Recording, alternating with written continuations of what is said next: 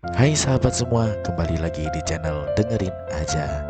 Naik ke atas tempat tidur, mengikat tangan Nirmala di headboard lalu menyibak selimut yang menutupi tubuhnya. Pelan-pelan perempuan berwajah cantik itu membuka mata, mengerjap-ngerjap sebentar lalu terkesiap dan memberontak saat menyadari sudah ada aku di dalam kamarnya. "Kamu mau ngapain, Mas?" tanya Nirmala dengan wajah ketakutan. "Meminta hakku sebagai suami." Aku membuka ikat pinggang sambil menatap wajah Nirmala yang sudah ketakutan. "Enggak, aku nggak mau, Mas. Kita sudah mau cerai, dan aku tidak mau lagi melayani kamu. Kalau begitu, aku akan memaksa, karena hingga saat ini kamu itu masih istri sahku." "Enggak, aku nggak mau. Kalau kamu sampai melakukan itu, aku akan melaporkan kamu ke polisi karena sudah memperkosa aku." Aku tertawa mendengarnya. Mana ada suami yang memperkosa istrinya? "Mas, kamu jangan nekat, atau aku akan teriak," ancamnya kemudian. "Teriak saja. Aku tidak takut. Sebab Virgo serta Bisani sedang tidak berada di rumah. Kita hanya berdua saja di sini, dan tidak akan ada yang menolong kamu. Lepas, Mas. Kamu jangan kurang ajar." Dia terus saja memberontak menghindari sentuhanku, akan tetapi keadaan menuju surga cinta. "Bu!" Aku mengerang kesakitan ketika Nirmala menendang senjataku menggunakan lututnya dengan sekuat tenaga. Tubuhku tersungkur, meraung-raung menahan sakit yang begitu luar biasa di bagian inti tubuh, memeganginya sambil mencengkeram spray dengan kuat. Geligiku beradu satu sama lain saking. Kepala juga terasa seperti sedang dipukuli menggunakan palu, dan tubuh menggigil luar biasa saking sakitnya. Samar-samar aku lihat Nirmala berusaha melepaskan diri, hingga tali yang membelit kedua tangannya terlepas dan perempuan itu segera mengancing piyamanya yang sempat aku buka. Nirmala mengangkat satu persatu kakinya, duduk menjuntai di bibir ranjang kemudian mengambil gawai terlihat menghubungi seseorang. Mungkin dia menelepon kekasihnya. Sialan. Bukannya bersenang-senang dan melayang ke surga dunia, malah mendapatkan sepakan yang membuat diri ini hampir mati kesakitan. Entah dari mana wanita itu mendapatkan kekuatan, hingga bisa menggerakkan kaki dengan cepat juga kencang, sampai membuatku hampir pingsan karenanya. Lala! Tok, tok, tok. Terdengar suara Virgo dan Bisani di luar, mengetuk-ngetuk pintu seraya memanggil nama istriku. Nirmala segera berdiri dengan kedua tangan bertumpu di pinggiran meja, mengambil tongkat yang tersandar di samping ranjang lalu berjalan perlahan menuju pintu. "Astagfirullahaladzim, lah? Kamu tidak apa-apa kan?" Seraut wajah dengan mimik khawatir muncul ketika pintu terbuka, langsung membingkai wajah Nirmala dan menyandarkan kepala istriku di dada bidangnya. Seperti luka tersiram air garam rasanya hati ini ketika melihat Virgo merengkuh tubuh ramping istri. Pelukannya begitu mendamba. Bahasa tubuhnya penuh dengan cinta yang tidak bisa disembunyikan, membuat isi dada ini tersayat perih menyaksikannya. "Aku takut, Fir. Mas Arya mau memperkosa aku," pekik Nirmala dengan suara dibuat semanja mungkin. Cari perhatian saja perempuan itu. Lucu memang. Aku yang notabene masih suaminya, malah dituduh ingin memperkosa dia. Mana ada seorang suami yang memperkosa istri? Yang ada meminta hak karena sudah lama tidak mendapatkannya. Dari kejauhan terlihat Virgo memapah tubuh istri lalu mendudukkannya di kursi, menghampiri diriku yang masih meringkuk di atas kasur dengan tangan terkepal dan langsung menghadiahi tinju di rahang. "Bidap! Brengsek kamu, Arya! Belum puas kamu menyakiti hati Lala, hah? Apa perlu aku patahkan juga kaki kamu supaya tidak lagi bisa mengganggu?" Ancamnya sambil terus-menerus menghadiahi tinju. Aku yang sedang merasakan sakit di bagian inti hanya bisa mengerang, tidak mampu melawan karena tenaga juga seperti terkuras habis. Apalagi tenaga Virgo dan tenagaku juga kalah jauh. Sehingga aku hanya bisa pasrah, memejamkan mata kala pandangan mulai mengabur dan langit-langit kamar Nirmala terlihat mulai berputar seperti gasing. Membuka mata perlahan, menutupnya kembali mengadaptasi cahaya yang begitu menyilaukan. Aku terus saja mengedarkan pandangan ketika mata sudah benar-benar terbuka, merasa kaget karena sudah berada di tempat yang aku sendiri tidak pernah melihat sebelumnya. Kuraba ponsel yang ada di saku celana, juga dompet yang ada di dalam tas, semuanya masih ada di tempat yang sama. Apa semalam aku hanya bermimpi menemui Nirmala, hampir menggagahinya dan dihajar habis-habisan oleh Virgo? Tapi, kenapa seluruh tubuh ini terasa remuk? Tulang seperti dipatahkan dan kepala serta area selangkanganku berdenyut nyeri luar biasa. Sepertinya semua itu benar-benar sudah terjadi, dan sekarang mereka membuangku di pinggir jalan seperti ini. Jauh dari pemukiman dan terlihat horor sekali. Menyalakan mesin kendaraan, berniat ingin mencari permukiman penduduk dan meminta tolong kepada mereka sekaligus meminta obat sakit kepala. Tidak menyala. Berkali-kali mencoba untuk menyalakannya, tetap nihil dan seperti mobil milik Rangga malah mogok di tempat seperti ini. Tuhan, kenapa sial banget hidupku sekarang ini? Mengecek amper bensin, memukul start ketika melihat jarum indikator menunjuk ke huruf V, menandakan kalau bahan bakar dalam mobil sudah kosong. Bagaimana ini bisa terjadi? Sedangkan jelas-jelas, kemarin aku mengisi full tangki ketika sampai di perbatasan Indramayu Cirebon. Sepertinya ada yang sengaja menguras bensinnya, supaya aku tidak bisa bergerak dari tempat ini. Joe, bisa bantu gue, nggak? Bahan bakar mobil gue habis, dan gue sekarang tidak tahu sedang berada di mana. Mengirim pesan kepada Jojo, berharap dia segera membalas dan menjemputku di tempat ini. Akan tetapi malah tidak ada signal juga. Astaga! Sebenarnya sedang berada di kampung apa aku ini? Mana perut sudah terasa lapar, kepala sakit, apalagi senjata milikku. Samar-samar terlihat dua orang lelaki berpakaian petani berjalan tidak jauh dari tempat mobilku terparkir. Buru-buru keluar dari dalam mobil, memanggil orang-orang tersebut lalu meminta mereka membelikan bensin di stasiun pengisian bahan bakar terdekat. Setelah menunggu hampir 1,5 jam, akhirnya orang yang aku mintai pertolongan datang membawa jerigen berisi bensin, menuangkannya ke dalam tangki lalu mengantarku menuju jalan besar dan menunjukkan jalan pulang ke Jakarta. Karena sudah tidak kuat mengemudi serta nyeri di area selangkangan serta kepala terasa semakin menyiksa, aku memutuskan untuk mampir ke rumah Jojo untuk mengistirahatkan badan sejenak, juga supaya bisa menghemat budget karena tidak perlu mengeluarkan uang untuk membeli makanan jika mampir ke rumahnya. Semoga saja Jojo tidak sedang keluar kota. Senyum terkembang mereka begitu indah di bibir, kala melihat sahabatku sedang duduk di teras ditemani secangkir kopi. Baru kali ini aku merasa begitu bahagia melihat pria berambut keribu itu, dan segera turun dari mobil lalu menghampiri dirinya. Mata sahabat sepermainanku memicing ketika melihatku sudah berdiri di hadapannya sepagi ini. Dan dengan suara malas dia mempersilakan aku untuk duduk, menawarkan minuman, namun, aku lebih memilih minta dibuatkan sarapan karena perut sudah begitu lapar. Dan seperti biasanya, keluarga Jojo itu selalu menuruti permintaanku, walaupun dari riak wajah mereka menunjukkan aura ketidaksukaan. Masa bodoh. Yang penting aku kenyang dan bisa beristirahat secara gratis. Ting!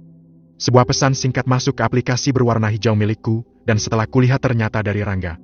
Dia memintaku untuk segera mengembalikan mobil miliknya, karena kata dia ada keperluan mendadak dan harus pergi ke Jogja. Maaf, enggak. Gue masih di Cirebon, dan gak bisa pulang hari ini. Lu ke Jogjanya naik bus atau mobil travel aja ya. Soalnya urusan gue belum selesai, sekarang gue juga lagi sakit. Balasku dengan malas. Baru dipinjam mobilnya sebentar saja sudah rempong. Memangnya bakalan aku bawa kabur apa? Maaf, Eyar, gue gak mungkin Jogja naik bus. Kasian ibu kalau pergi jauh pakai angkutan umum.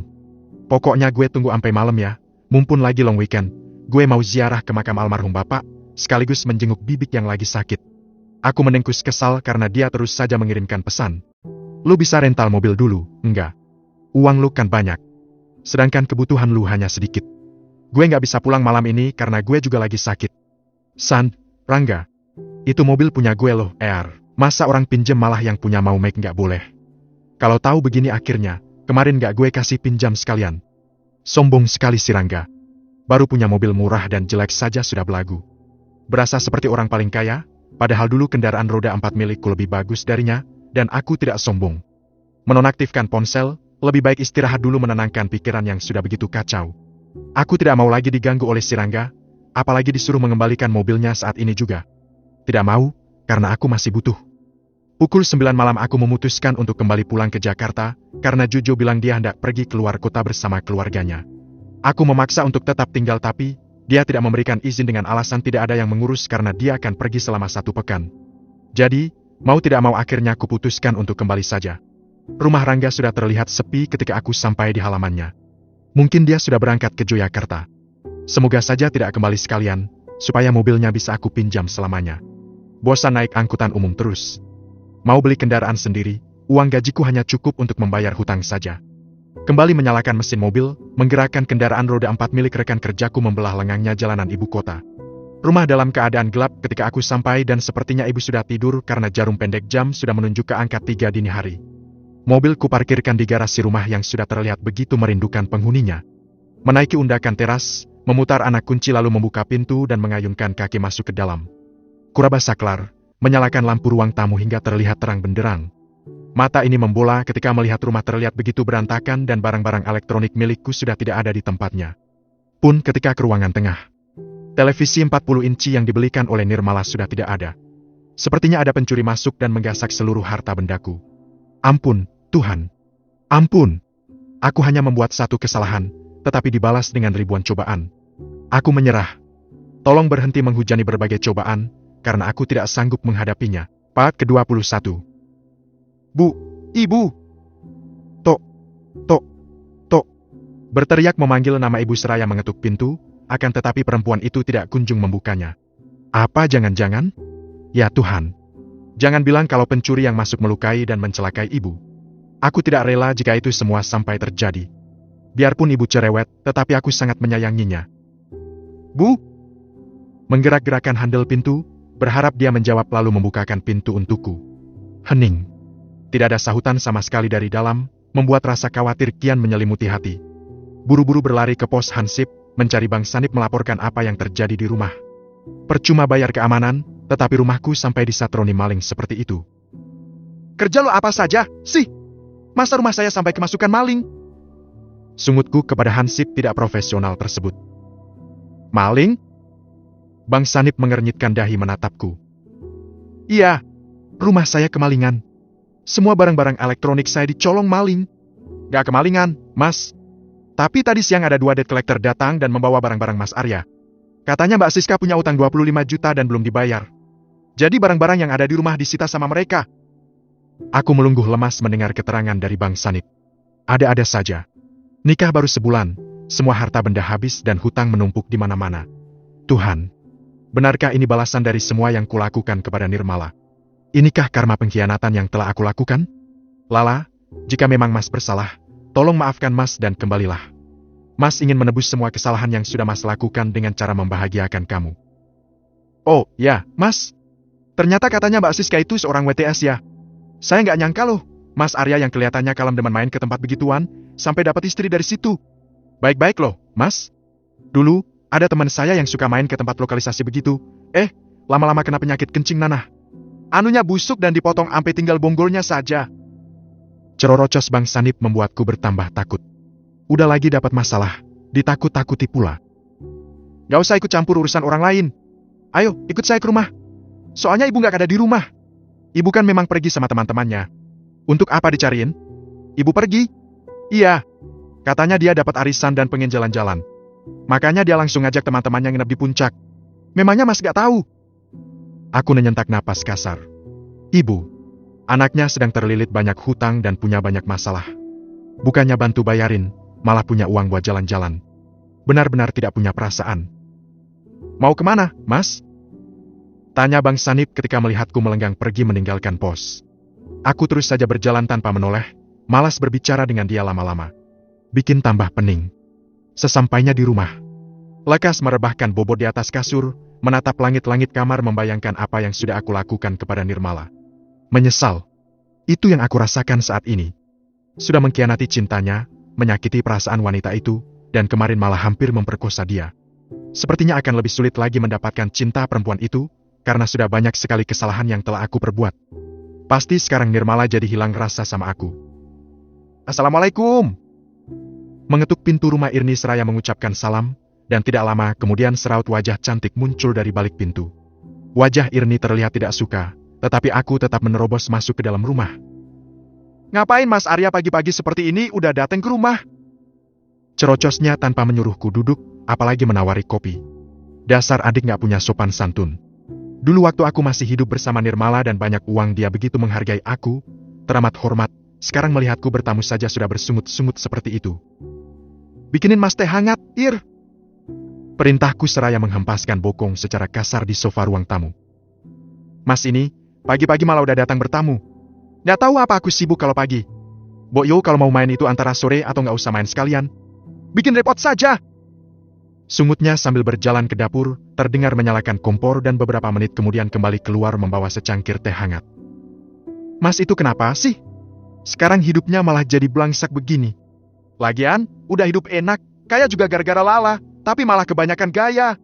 Pakai acara nikah lagi, bikin Lala marah dan akhirnya pergi. Sekarang Mas sendiri yang susah, kan? Lagi hidup enak-enak dan berada di atas malah bertingkah. Akhirnya jatuh dan dakit sendiri, sengsara sendiri dan yang paling nyesek itu yang dibelah-belahin ternyata cuma seorang pelaur. Kasian banget hidup kamu, Mas. Kalau diibaratkan itu udah kayak buang emas hanya demi kerikil kena kucing. Irni mengomel tanpa henti, membuat telinga ini terasa panas mendengarnya. Padahal main ke rumah dia bukan pengen dengar ultimatum darinya, tetapi pengen dapat dukungan. Malah dinasehati panjang lebar seolah aku manusia paling bersalah dalam kasus ini. Emang sih, dia dulu sempat menentang, karena kasihan sama Nirmala. Aku juga perempuan, aku bisa merasakan seperti apa rasanya jika dikhianati oleh suami yang paling dicintai. Aku gak mau Mas nikah lagi, karena tidak tega melihat Lala disakiti. Mas jadi laki-laki harus sedikit tahu diri dong. Mas bisa seperti ini, bisa punya mobil, tinggal di rumah mewah, itu semua karena Lala. Masa iya Mas tega mengkhianati cintanya? Lagian, Lala cacat seperti itu juga karena ulah Mas sendiri. Mas yang membuat dia tidak bisa berjalan, jadi sudah sewajarnya Mas melindungi dan mencintai dia dengan segenap jiwa dan raga. Mas itu cemen. Tidak mau mengakui kesalahan, datang ke rumah Wildan sebagai sosok pahlawan yang berpura-pura mencintai Lala dan menerima kekurangan wanita itu. Padahal, Lala begitu juga karena perbuatan Mas sendiri. Apa Mas nggak takut mendapatkan balasan dari Tuhan? Mas nggak takut tiba-tiba Allah menghukum Mas dengan cara yang sama? Ditabrak orang, lumpuh, lalu orang yang menabrak Mas kabur tanpa jejak. Allah itu maha adil. Dia tidak pernah tidur dan selalu mengawasi hamba-hambanya yang ada di muka bumi ini.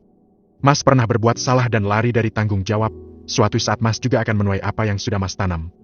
Tinggal kita nunggu waktunya saja. Aku mendengus kesal mendengar ocehannya yang panjang lebar itu.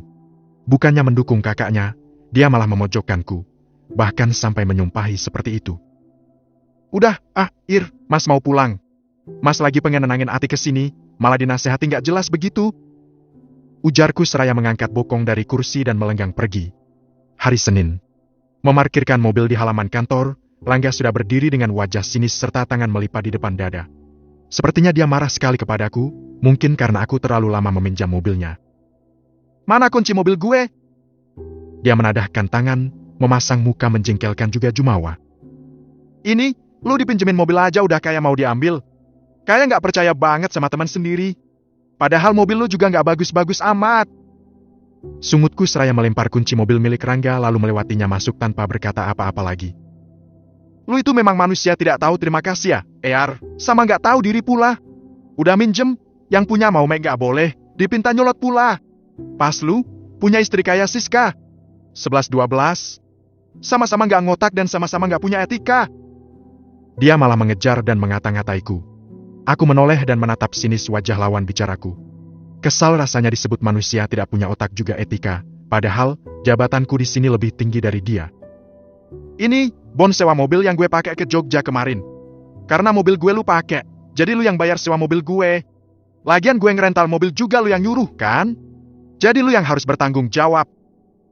Dia menyodorkan selembar kertas kwitansi, di mana di atas kertas tersebut terdapat nominal yang cukup mencengangkan. Rp1.500.000. Enak saja dia yang make aku yang suruh bayar. Kenapa nggak pergi pakai bus saja sesuai saranku kalau tidak mampu membayar uang sewa? Kenapa harus gue yang bayar? Kan lu yang make? Anggap saja itu biaya sewa mobil gue yang lu pakai selama 3 hari. Bayar, atau gue adukan ke Pak Irsyad supaya beliau memotong gaji lu. Ancamnya dengan wajah jumawa. Dan aku tidak takut. Memangnya siapa dia berani-beraninya mengancam? Lagian mana mungkin Pak Irsyad percaya dengan semua omongannya. Setelah beberapa hari tidak merasakan nyeri di area intim, hari ini tiba-tiba rasa itu kembali datang dan sakitnya terasa lebih dahsyat dari kemarin. Bahkan banyak sekali nanah yang keluar, dan ujung pistolku memerah keunguan serta membengkak. Jangan ditanya rasanya. Hanya tersenggol sedikit saja rasanya nyeri luar biasa, apalagi jika sedang buang air kecil. Aku saja sampai menggigil dan menitikkan air mata karena rasa sakit yang begitu menyiksa. Sepertinya aku harus menemui dokter spesialis kalau terus-menerus seperti ini, supaya penyakitku cepat tertangani dan tidak semakin parah. Aku takut jika nanti seperti yang diceritakan Bang Sanip kemarin. Terkena penyakit kelamin dan harus diamputasi hingga habis tidak tersisa. Bergidik ngeri sendiri kalau membayangkan jika semua itu sampai terjadi. Ragu-ragu memesan taksi online untuk mengantarku ke rumah sakit. Menghubungi Pak Irsyad meminta izin tidak bekerja hari ini, sebab kalaupun berada di kantor pasti tidak akan bisa konsentrasi mengerjakan tugas-tugas yang begitu menumpuk. Dadaku bergemuruh hebat saat masuk ke sebuah ruangan bernuansa serba putih dengan bau khas obat-obatan, menemui dokter spesialis penyakit kelamin dan menceritakan semua yang kualami. Dengan seksama pria berkacamata serta beralma mater putih itu mendengarkan keluhanku, menyuruhku untuk membuka celana dan memeriksa dengan teliti. Kutanggalkan rasa malu ketika ada seorang perawat perempuan datang mencatat riwayat keluhanku, juga melihat diriku dalam keadaan seperti ini. Yang penting bisa sehat dan bisa kembali bertempur, itu yang menjadi prinsipku saat ini. Maaf sebelumnya. Apa Bapak sering melakukan seks bebas tanpa pengamanan? Sering bergonta-ganti pasangan maksud saya? Tanya dokter membuatku mengerutkan dahi.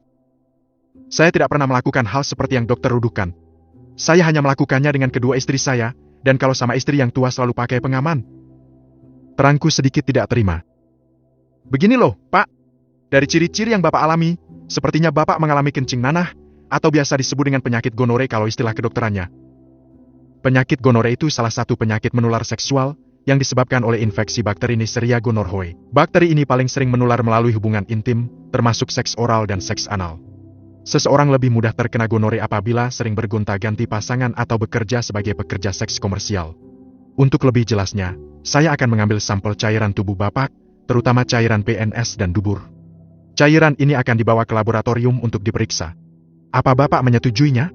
Aku menelan ludah dengan susah payah, merasa kalau langit seakan runtuh menimpa tubuh. Kepala mendadak pening dan pandangan menjadi kabur. Part ke-22. Tapi, Dok, saya tidak pernah jajan sembarangan. Saya juga tidak pernah melakukan seks bebas seperti yang dokter tuduhkan. Jadi, mana mungkin bisa tertular penyakit seperti itu, dokter? Bisa jadi dari pasangan Bapak. Lain waktu, coba Bapak bawa istri Bapak untuk diperiksa juga, karena kemungkinan besar penyakit yang Bapak derita bawaan dari ibu. Tapi ini kan baru kemungkinan, belum 100% pasti, karena kami belum melakukan pemeriksaan laboratorium. Semoga saja ini hanya dugaan saya dan Bapak tidak tertular penyakit yang saya sebutkan tadi. Amin.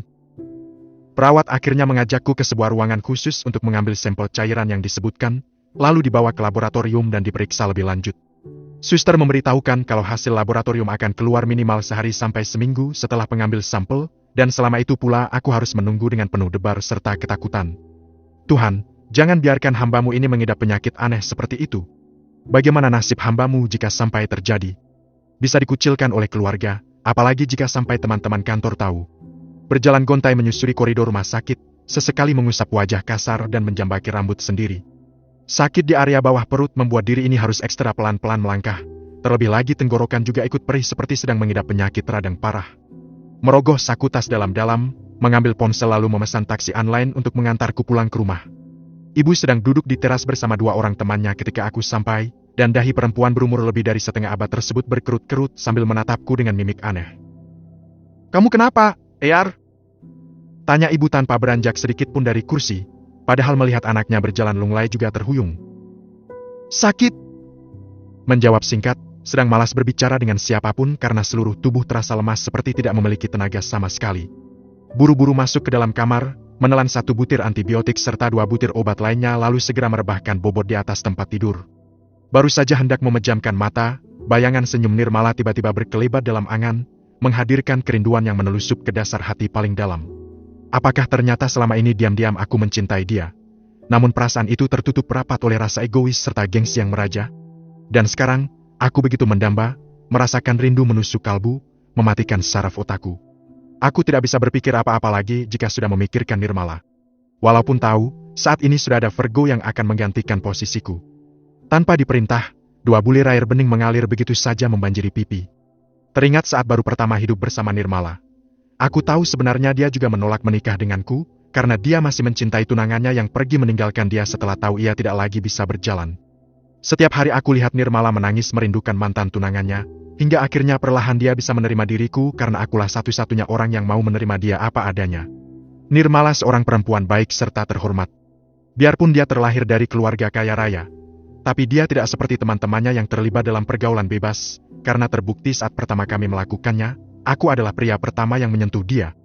Tidak seperti Siska yang aku anggap bidadari, malah hanya seorang perempuan tunasusila yang menjual raga demi beberapa lembar uang.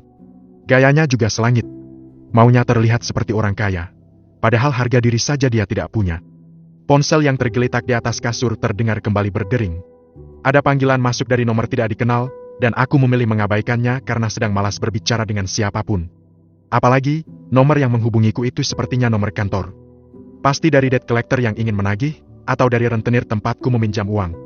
Tuhan, kenapa aku merasa semakin hari hidupku bertambah semrawut? Makan tidak tenang, tidur pun tidak nyenyak rasanya. Apakah ini akibat dosa yang telah kulakukan kepada Nirmala? Duduk di tepi ranjang, mengumpulkan informasi yang aku bawa dari alam mimpi, kemudian beranjak dari tempat tidur dan lekas ke kamar mandi. Air mata kembali menitik ketika buang air kecil dan senjataku rasanya seperti sedang terbakar, panas perih hingga ke ulu hati serta semua nadi. Lekas kubersihkan cairan kental berwarna kuning kehijauan itu, sambil memejamkan mata menahan nyeri luar biasa. Eyar, kamu kenapa, sih? Kok wajahnya kelihatan pucat dan lemes gitu? Sakit? Ibu kembali bertanya ketika aku keluar dari kamar dan berpapasan dengannya di dekat meja makan. Badan aku meriang, Bu, tubuh rasanya sakit semua. Tenggorokan juga sakit. Jawabnya seraya mengenyahkan bokong dengan hati-hati, karena kali ini bagian belakang juga mulai ikut nyeri. Wanita berkulit putih itu menempelkan punggung tangan di dahi, menautkan kedua alis ketika memeriksa suhu tubuh dan ternyata tidak demam. Gak panas, Eyar? Ucapnya kemudian. Sakit itu tidak harus demam, Bu, karena yang sakit itu. Menggantung kalimat, malu rasanya jika harus mengatakan apa yang sebenarnya terjadi kepada diri ini. Takut dikucilkan lalu ditinggalkan. Apalagi yang aku tahu, ibu itu tipe perempuan yang gak mau repot. Pasti dia langsung menjauhiku jika tahu kalau putra semata wayangnya mengidap penyakit menular seksual. Eyar, ibu lagi pesen TV sama teman ibu. Nanti kamu bayarin ya. Bisa nyicil, kok. Ibu bete gak ada TV di rumah. Aku yang sedang meneguk teh hangat segera menghentikan aktivitas. Apa, Bu? Pesen TV? Mataku mendelik menatap wajah sok polos lawan bicaraku itu. Iya, gak mahal, Eyar. Cuma 5 juta, dan bisa dibayar 3 kali. Nanti kamu kasih ke Melisa 2 juta dulu, sisanya bisa dibayar bulan depannya. Menyentak napas kasar, ingin rasanya melempar gelas yang ada di tangan. Hidup sudah-sudah, sekarang malah ditambah beban. Kapan semua ini akan berakhir? Batalkan saja, Bu, aku nggak punya uang. Gajiku belum turun, dan kalaupun turun mau aku pakai buat bayar utang ke rentenir. Apa ibu mau rumah ini disita bank dan kita hidup terlunta-lunta? Ya nggak bisa begitu, Eyar. Gaji kamu kan gede. Masa nggak cukup untuk bayar angsuran TV? Nanti ibu bantu. Kalau kamu nggak mau ngutangnya beliin ibu cash. Gitu aja kok repot. Bu, tolong ngertiin sedikit. Aku ini pusing 7 keliling. Harus bayar hutang sana-sini. Dan sekarang, aku juga lagi sakit. Butuh biaya pengobatan juga menebus obat yang harganya tidak murah. Ibu mendorong kursi ke belakang, beranjak pergi meninggalkan diriku sambil mengoceh tidak jelas. Sebuah notifikasi pesan masuk dari aplikasi mobile banking milikku. Kedua alisku bertaut hingga hampir menyatu melihat nominal uang gaji yang masuk. Kenapa berkurang sampai hampir 2 juta? Enggak. Bulan ini gaji lu dipotong Pak Irsyad enggak? Tanyaku kepada Rangga. Penasaran. Enggak. Gue kan enggak pernah libur. Gue selalu masuk setiap hari dan jadi karyawan teladan. Jawabnya menyombongkan diri. Memangnya kenapa? Gaji gue dipotong hampir 2 juta. Makanya gue nanya ke lu. Lu lihat aja di slip gaji nanti. Kan ada rincian keterangannya. Ngapain nanya sama gue? Memangnya gue bagian HRD? Dasar ini bujang lapuk. Kalau bukan di kantor sudah kuhadiahi tinju bocah songong ini. Ditanya baik-baik jawabnya nyolot. Terserah gue. Aku mengepalkan tangan di udara. Merasa geram dengan gaya bicara Rangga. Jabatan masih di bawah aku saja luar biasa sombongnya. Bagaimana kalau nanti sampai naik jabatan? Bisa ngelunjak dan menginjak-injak pastinya. Eyar, kamu dipanggil Pak Irsyad. Katanya ada hal penting yang mau dia bicarakan. Buruan Gi. Siapa tahu mau naik gaji. Kata Melvi, sekretaris pribadi Pak Irsyad sambil tersenyum genit. Senyum terkembang di bibir mendengar kata naik gaji. Tapi masa iya? Sedangkan bulan ini saja gajiku dipotong lumayan banyak. Ah, lebih baik temui saja. Siapa tahu apa yang dikatakan Melvi benar adanya. Kan lumayan bisa memperbaiki taraf hidup kalau gajiku sampai dinaikkan, apalagi jika sampai naik jabatan. Bisa kupecat secara tidak terhormat si Rangga. Indah nian membayangkan bisa berlaku semena-mena terhadap orang-orang yang tidak mau hormat. Melihat Rangga memohon-mohon untuk tidak dikeluarkan dan tertawa puas karenanya. Dengan semangat 45 mengetuk ruangan Pak Irsyad, mengayunkan kaki mendekat setelah lelaki berkacamata itu menyuruhku untuk masuk. Selamat siang, Pak. Sapaku seramah mungkin. Siang. Silakan duduk. Perintah sang pemilik perusahaan, tanpa ekspresi apalagi senyuman. Lekas mengenyakkan bokong, merapikan dasi sambil menahan debar di dada. Apa kamu sudah tahu kenapa saya memanggil kamu ke ruangan saya? Tanya Pak Irsyad sambil menatap tajam. Tidak tahu, Pak. Begini, Eyar, sebelumnya saya minta maaf sebesar-besarnya sama kamu. Sebenarnya saya agak berat mengatakannya, karena kamu itu salah satu karyawan teladan di kantor. Tapi, akhir-akhir ini saya lihat kinerja kamu mulai menurun drastis. Kamu sudah tidak lagi profesional dan sering bolos kerja tanpa alasan yang tepat. Makanya bulan ini saya potong gaji kamu karena sering bolos, juga atas laporan dari Rangga, yang katanya kamu punya sewa mobil sebesar 1,5 juta dan belum kamu bayarkan. Aku mendengarkan dengan seksama semua kata yang keluar dari mulut Pak Irsyad. Lantas, apa hubungannya dengan kinerja saya, Pak? Urusan saya dan Rangga itu bukannya tidak termasuk urusan kantor? Mulai terpancing emosi. Yang mau saya bahas di sini bukan masalah Rangga, tapi banyak sekali pekerjaan kamu yang berantakan. Ini, berkas-berkas yang kamu berikan kepada saya, semuanya kacau. Bikin saya tambah pusing dan kehilangan beberapa tender besar. Dia menyodorkan beberapa map kepadaku. Coba kamu bawa pulang kembali semua berkas-berkas itu dan teliti baik-baik. Kamu lihat sendiri kalau pekerjaan kamu sekarang ini tidak ada yang beres. Kacau semuanya. Saya minta maaf, Pak. Soalnya akhir-akhir ini saya sering sakit. Itu bukan alasan yang masuk akal.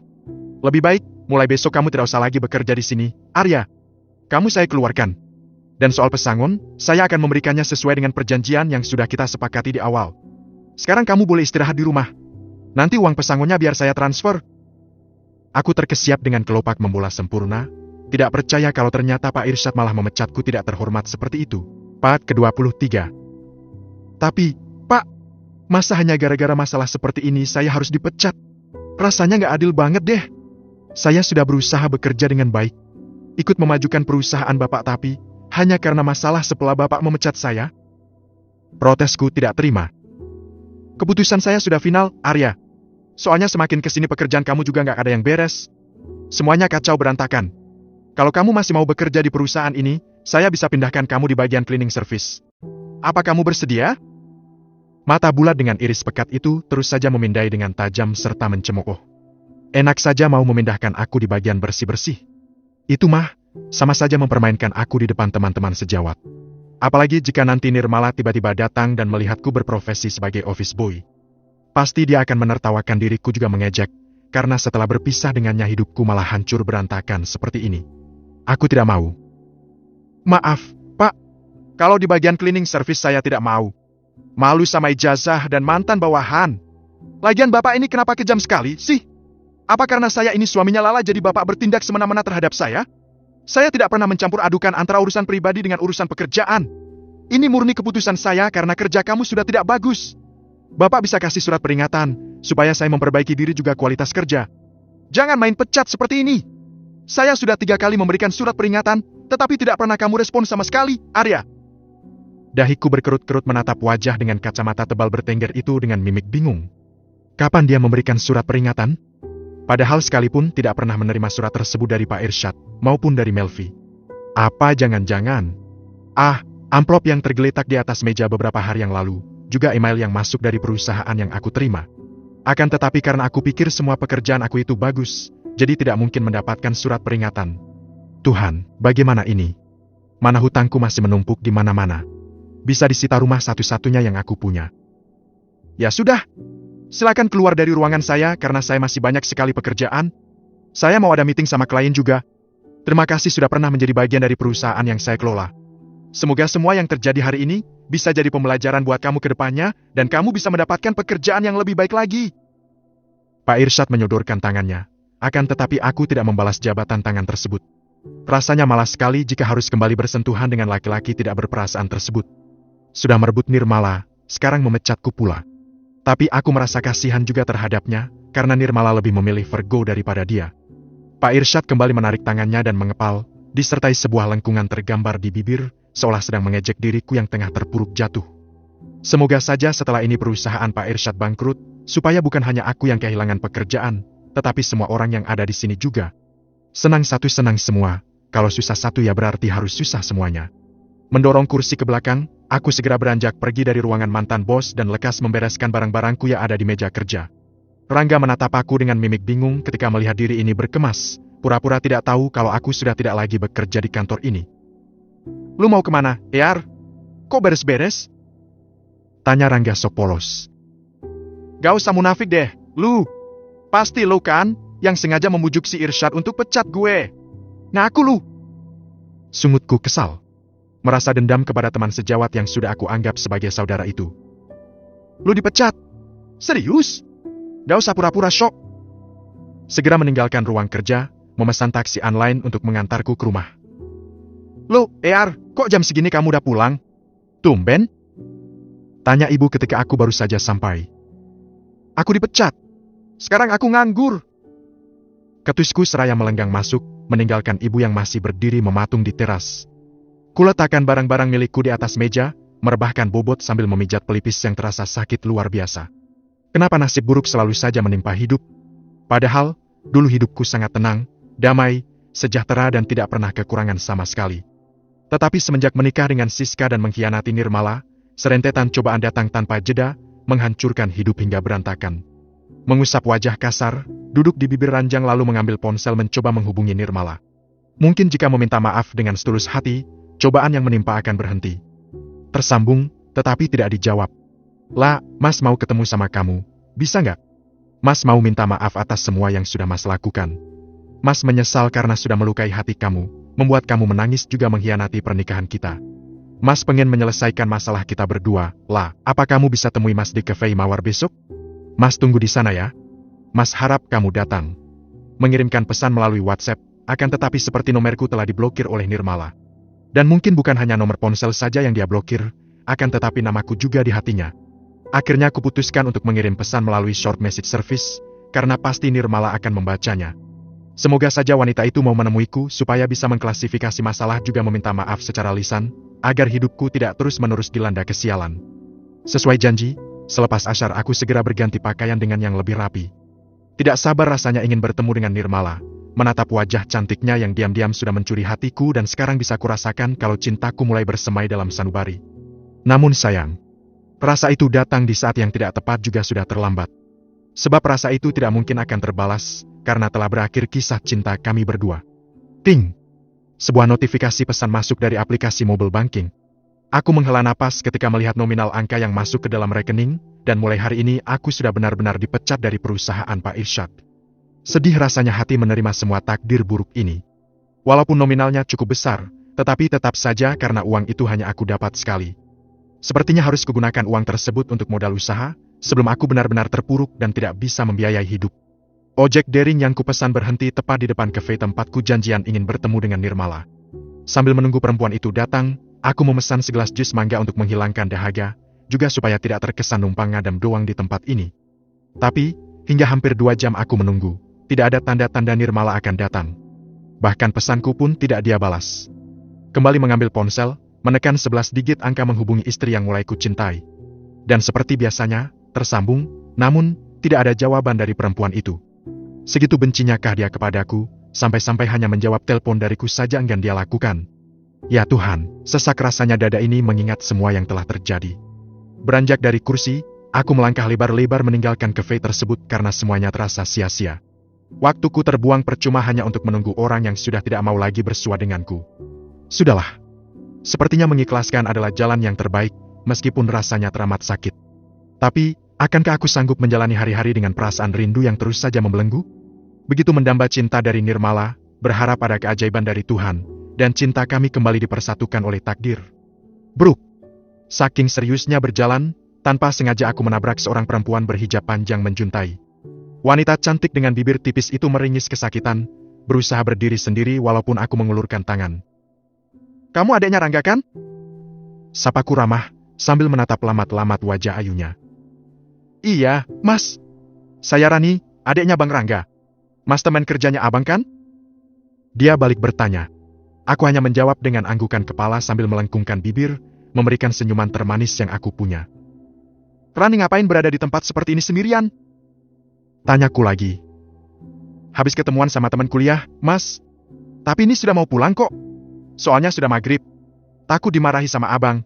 Ya sudah, kalau begitu biar Mas antar. Mas kesini naik apa?" Maaf bukannya lancang bertanya seperti itu. Soalnya saya tidak bisa berboncengan dengan laki-laki yang bukan mahram saya. Saya naik taksi. Apa kamu mau saya antar?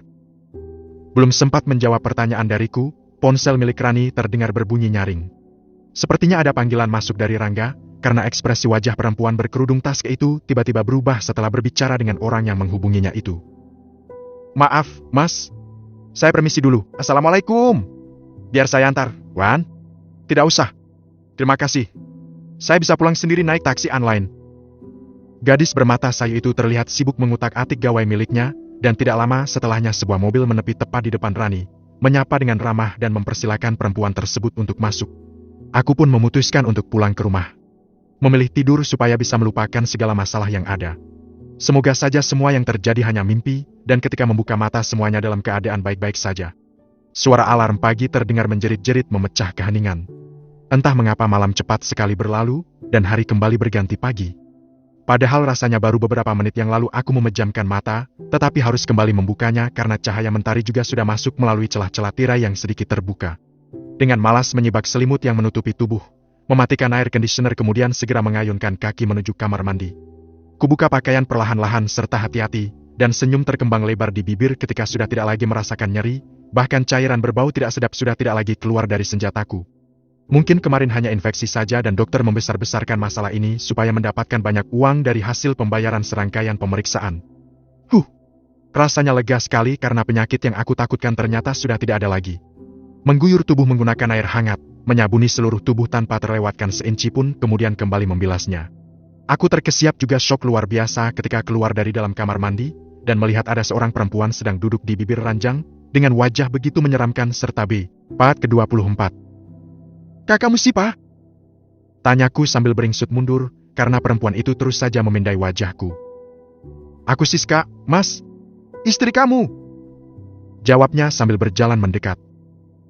"Tidak, kamu bukan Siska. Siska itu cantik. Sedangkan kamu?" "Mas, ini aku. Siska, masa kamu gak kenal sama aku?" Aku menggeleng tidak percaya. Mana mungkin wajah Siska berubah menjadi hitam serta banyak jerawat. Kulit istri keduaku itu begitu mulus bak porselen. Halus tanpa noda, dan kencang tidak keriput seperti itu. "Mas?" Dia mencekal lenganku, namun dengan kasar ku tepis tangan tersebut karena aku tidak mau disentuh oleh perempuan buruk rupa seperti dia. "Minggir kamu! Aku gak kenal sama kamu! Kamu bukan Siska! Keluar, atau aku teriaki kamu maling!" "Mas, tolong jangan begitu. Aku Siska, istri kamu. Ini, kamu lihat cincin yang aku pakai. Ini cincin kawin kita kan?" Dia menunjukkan cincin bermata satu yang melingkar di jari manisnya. Memang kuakui, cincin yang dia kenakan adalah mas kawin yang kuberikan kepada Siska dulu. Tapi aku sangat yakin kalau perempuan yang sedang berada di hadapanku ini bukan Siska. Dia terlalu tua jika mengaku-ngaku sebagai istriku. "Er, ada apa?" Terdengar suara ibu mendekat ke arah pintu, diiringi jerit histeris wanita yang telah melahirkan aku saat melihat dengan siapa aku sedang berbicara. "Ibu, ini aku Siska, mantu ibu." "Siska, kok kamu jadi jelek banget dan kayak nenek-nenek begitu?" "Aku lagi hamil, dan dokter melarangku menggunakan skincare yang biasa aku pakai. Aku juga dilarang perawatan di dokter langganan. Makanya semuanya jadi hancur seperti ini. Kulit aku jadi kusam, berjerawat dan..." Dia menggantung kalimat, menggigit bibir bawah seraya mengusap wajahnya. Buru-buru kusambar benda pipi persegi yang ada di atas meja, melihat foto yang pernah dikirimkan oleh penelpon misterius dan ternyata memang benar. Wajah wanita yang ada di hadapanku saat ini persis sekali dengan yang ada di foto. Jeleknya, hitamnya, pokoknya sama persis dengan yang ada di gambar. Ditambah lagi jerawat sebesar-besar biji kacang tanah tumbuh di wajahnya. Membuat dia semakin menyeramkan seperti monster. Kalau dibandingkan dengan Nirmala, perbedaannya sudah seperti langit dan bumi. Nirmala begitu cantik memesona walaupun tanpa polesan, dan ternyata kecantikan Siska hanya palsu belaka. "Mas, aku hamil. Aku sedang mengandung anak kamu, sayang." Wanita berwajah mengerikan itu memeluk erat tubuhku, membuat diriku spontan langsung menepis kasar tangannya. Rasanya jijik sekali bersentuhan dengan dia. "Hamil? Kamu bilang kamu sedang mengandung anakku? Jangan ngarang kamu, Siska. Aku tahu kamu itu bukan perempuan baik-baik. Kamu itu seorang PSK, jadi mana mungkin aku mau mengakui kalau aku ini ayah biologis dari anak yang kamu kandung itu. Enggak mungkin." Laku tegas. Enak saja giliran hamil dan sudah jelek kembali kepadaku, meminta pertanggungjawaban dan mengaku-ngaku kalau dia sedang mengandung benih cinta kami. "Mas, aku memang sering melayani tamu. Sering bergonta-ganti pasangan tapi, ketika berinta kami selalu menggunakan pengaman. Anak ini darah daging kamu, Mas. Dia anak kamu." Siska terisak sambil mengelus perut datarnya. "Tidak, aku tidak percaya. Dia pasti anak orang lain. Kamu sudah hampir 2 bulan tidak pulang, dan sekarang tiba-tiba kembali dan mengaku-ngaku sedang hamil. Mas?" Dia semakin terseduh. Dadanya berguncang sementara air mata berlomba-lomba jatuh membasahi pipinya. "Sekarang kamu keluar dari kamar ini, Siska, aku jijik melihat wajah kamu yang buruk rupa itu. Mengusirnya secara kasar, karena merasa begitu muak kepada wanita itu. Juga sakit hati karena dia telah menipu mentah-mentah dengan mengaku sebagai seorang gadis suci. Ternyata malah seorang wanita tunasusila. Oke, aku keluar dari sini. Tapi kamu ingat, rumah ini sudah kamu gadaikan ke Pak Handoyo kan? Kalau kamu berani macam-macam, aku akan mengambil alih rumah ini dengan cara menebus sertifikat yang ada sama dia. Kamu berani mengusir aku dari sini, maka rumah ini juga akan menjadi milik aku, dan aku pastikan kalian yang akan keluar dari sini. Ancamnya dengan seringnya yang menakutkan. Kamu berani ngancam aku, Siska? Menatap tajam wajah jeleknya. Iya, untuk apa aku takut? Aku punya uang dan bisa berbuat apa saja, yang penting bisa mendapatkan apa yang aku mau. Aku menjambak rambut frustasi. Bertambah lagi satu masalah yang membebani, padahal hampir semua masalah yang tengah mendera belum ada satu pun yang terselesaikan. Sekarang, aku harus menghadapi Siska si buruk rupa, dan harus hidup berdampingan dengan dia. Eips banget rasanya. Mengapa Tuhan tidak pernah adil kepadaku? Menepikan sepeda motor di parkiran sebuah rumah sakit, aku berjalan bersisian dengan Siska yang terus saja menggandeng tanganku. Malu rasanya jalan berjejeran dengan istri buruk rupa seperti dia, apalagi hampir semua orang yang ada di lobi memperhatikan kami berdua. Sis, jangan gandeng tanganku terus. Aku malu. Ungkapku sambil berusaha melepas pelukan perempuan itu, akan tetapi dia sudah seperti seekor lintah yang sedang menghisap darah. Tidak dapat dilepaskan. Ngapain kamu malu, Mas? Aku ini istri kamu. Dulu saat aku belum hamil dan masih terlihat cantik, kamu tidak pernah mau lepas dari aku. Sekarang giliran aku jelek seperti ini, kamu didekati saja menolak.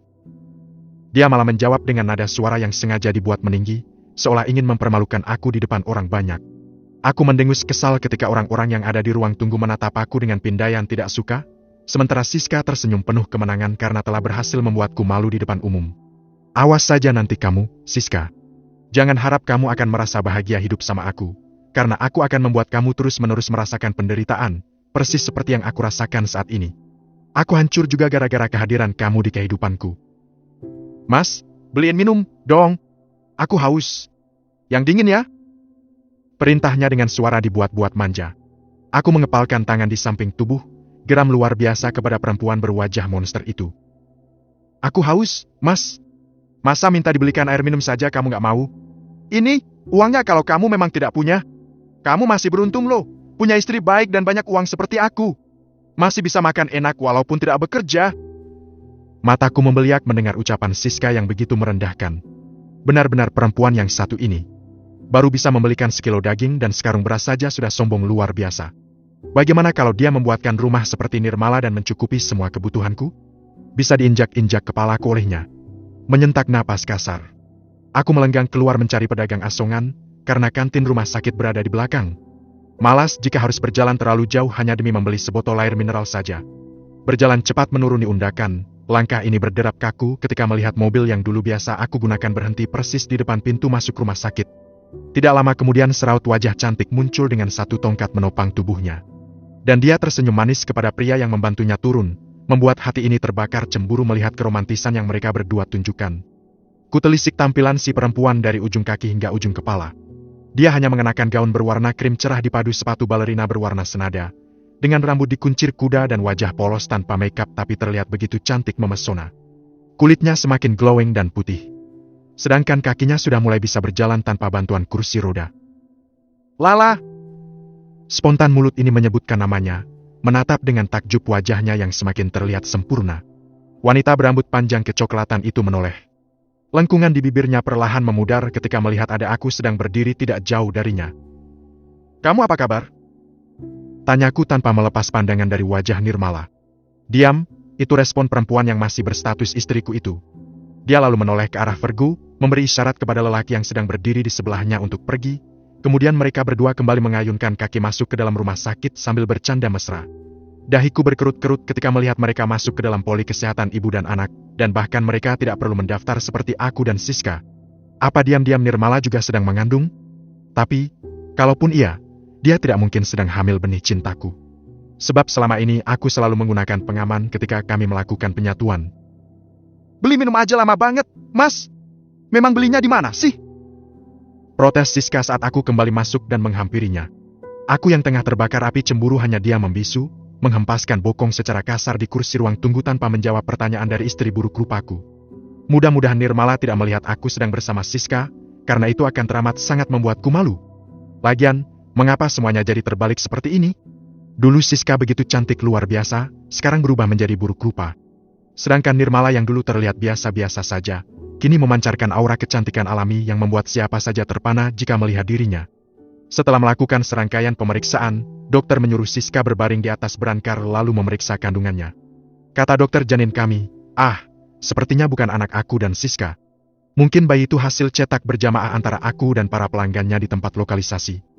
Jadi aku tidak mau mengakui kalau bayi itu darah dagingku, karena Siska memang sering melakukan hubungan badan dengan banyak orang. Senja merangkak perlahan dan berganti malam, menghadirkan kegelapan serta kesunyian. Aku masih duduk sendiri di teras rumah, meratapi nasib diri yang terus saja dihadiahi berbagai masalah. Satu belum selesai, datang masalah lainnya. Setelah ini apa lagi, Tuhan? Sebuah sedan berwarna hitam metalik berhenti tepat di depan pagar rumah. Seorang laki-laki berusia sekitar 40 tahunan serta berpakaian khas supir turun dari mobil tersebut, bergerak mengitari bagian depan mobil yang dia kemudikan lalu membukakan pintu untuk bosnya. Senyum terkembang di bibir ketika melihat ayah mertua turun dari mobil mewahnya sambil menggulung lengan ke meja, dan segera membukakan pintu mempersilahkan dia untuk masuk. "Siapa yang datang, Mas? Kayaknya ada tamu." Tanya Siska sambil merangkul lenganku, membuat mata ayah Nirmala melotot tidak percaya melihat pemandangan yang kami tunjukkan. "Ini, perempuan yang membuat kamu berpaling dari anak saya?" Ayah tersenyum miring, menatap mencemooh ke arahku sambil mengenyahkan bokong di sofa, padahal belum dipersilakan duduk. "Dia memang cocok sama kamu, Ear, serasi sekali. Kalau diibaratkan itu, seperti tong sampah dan tutupnya." "Klop. Pas. Jaga bicara kamu, bapak tua. Kalau bertamu itu yang sopan." Sentak Siska tidak terima. "Wow, kamu bilang saya sedang bertamu? Ini rumah saya sendiri loh." Ucap ayah terdengar enteng. Enak saja mengaku-ngaku. "Panggil ibu kamu. Saya mau bicara." Perintahnya sudah seperti bos besar. "Ada apa, Pak Wildan?" Belum dipanggil ibu sudah datang dan menyalami tangan ayah mertua. "Saya mau mengambil rumah ini, Bu, karena rumah ini dulu saya yang bangun." "Apa? Mau ambil rumah ini? Bapak nggak salah bicara. Ini rumah saya, karena dibangun di atas lahan saya. Kalau begitu, saya akan membayar tanahnya." "Tidak bisa. Pokoknya saya tidak akan menyerahkan rumah ini ataupun menjual tanahnya, karena sertifikatnya juga masih atas nama saya. Bapak jadi orang kok serakah banget. Sudah ambil mobil anak saya, sekarang mau ambil rumah yang kami tinggali. Dasar manusia tidak berperasaan." Rutuk ibu panjang lebar, dan hanya direspon dengan senyum sinis oleh ayah Nirmala. "Pokoknya saya kasih waktu 2 hari untuk ibu berpikir. Serahkan rumah ini secara baik-baik dan saya bayar tanahnya, atau bangunannya akan saya robohkan. Karena dulu saat bajingan ini belum menikah dengan Lala, rumah ini hanya bangunan tua dengan 1 kamar dan ruang tamu. Itu pun sudah hampir roboh. Terserah ibu mau pilih yang mana.